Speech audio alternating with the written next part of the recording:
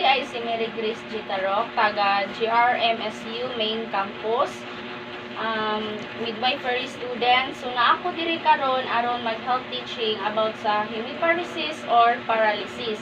So common na kaayo sa atoa ang word nga paralysis, labi na kung kita gikan ma stroke.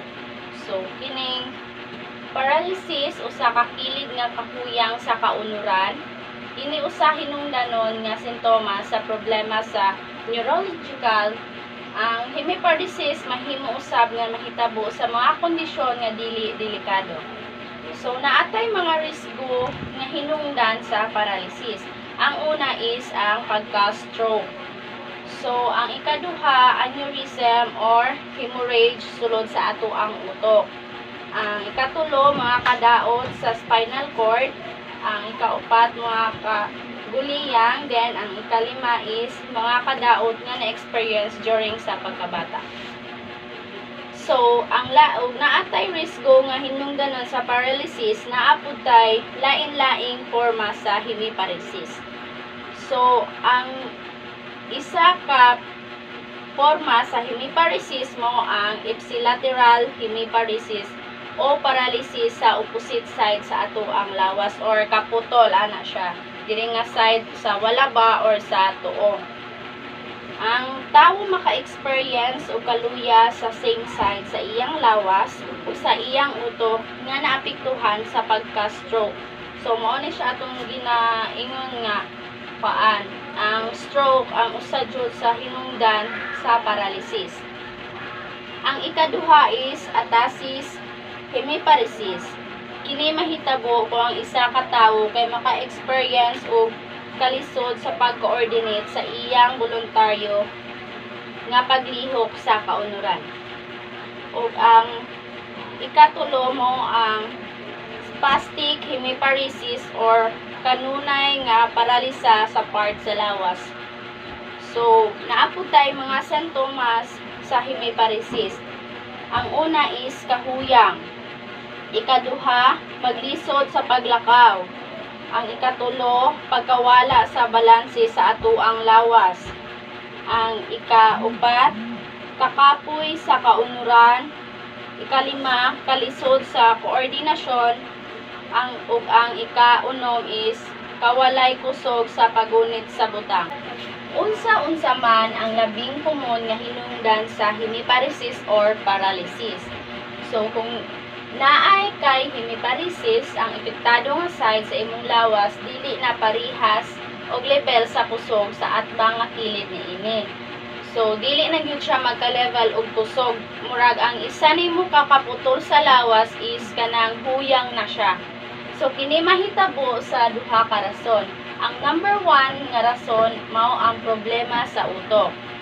So kung part sa imong utok dili maka-function og tarong, ang usa ka bahin sa utok is maka-feel og kahuyang, makaingon jud ta nga isa pud na sa posible nga sintomas sa hemiparesis. Ang ikaduha is ang problema sa spinal cord o nerves. Ang spinal cord daw or ang nerves, mura na siya body wiring nato. Kay mao na sila'y magdala og signal gikan sa ato ang utok. Apil na ang signal nga nagmando sa ato ang kaunuran para mulihok. So, kung ang wiring sa ato ang lawas maapektuhan, ang signal nga dapat niyang ipaabot is dili makaabot sa destinasyon nga iyang adtuan or pasahan. Naapod tay mga kahimtang nga hinungdan sa pagkaparalisa. Ang una is ang stroke ra gihapon. Kay mao man jud siya labing common nga hinungdan ug nganong maparalisista agi sa atoang pagka-stroke. Ang ikaduha mao ang aneurysm. Ikatulo, mga traumatic nga brain injuries. Dayon ang ikaupat, kadaot sa spinal cord. Ang ikalima, mga kadaot nga na-experience nimo sukad pagkabata. Ang ikaunom, mao ang facial paralysis o pagkahiwi sa nawong o na siya example nga to sa atoong facial paralysis. Dayon ang ikapito, mga pag-atake or epilepsy.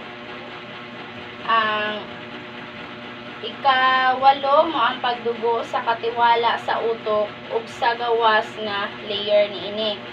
Then ang ikasiya mo ang brain tumor, lakip na ang cancer.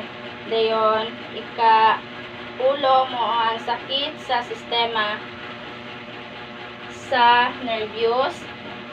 Ang ika-11 mo ang mga infection na naapektuhan sa atoang nervous system ug ang ika-12 mo ang migraine headache. Naatay mga sintomas sa paralysis, naapod tay mga pamaagi unsaon pagtambal ang hemiparesis or paralysis. So, kani nga sakit or kondisyon mutreat ra ni og matambalan. Then mag-requires pud ani og mga medical team nga maoy mo guide sa atoa or mo advise ug unsaon ato ang gamon para matambalan nato ni nga kondisyon. Kay kani nga kondisyon dili ra pud ni siya madala og kanang mga herbal nga kanang tambal, kay dapat man gyud ta mo refer og katong mga medical team kay sila man choy mas nakabalog unsay atuong gamon para kanang atuong matambalan ang paralysis. Kay gina-studyhan man na nila dito. So, ang number 1 is physical nga therapy. Ang patient or client mogamit og exercise equipment like bike ba on etc. Ang tumong aning physical therapy mo ang paghupay sa kasakit ug kini makatabang sa imoa sa paglihok nga mas maayo o pagpalig-on sa huyang nga mga kaunuran. So ang equipment nga bike nga atuong gamiton is makatabang na siya para ma-exercise ang atuang kanang tiil ba sa pagsikat-sikat para og ang tiil man gani ang na-paralyze, then maka-exercise siya, murag kana mabalik gamay ang kanang iskir sa ato ang kanang tiil, pero dili gyud siya ingon nga pareha sa una nga wala pa ka nakabati og paralysis. Ang ikaduha is occupational therapy. Example ani niya is ang paglakaw-lakaw nimo, magkamang-kamang baka or mag-ambak-ambak. Pwede ra po ni siya gamon sa balay o dili pa ka makaadto sa kanang mga medical team para magpa-konsulta sa ug unsaon pagtambal ang paralysis. Ang ikatulo mo ang rehabilitation therapy.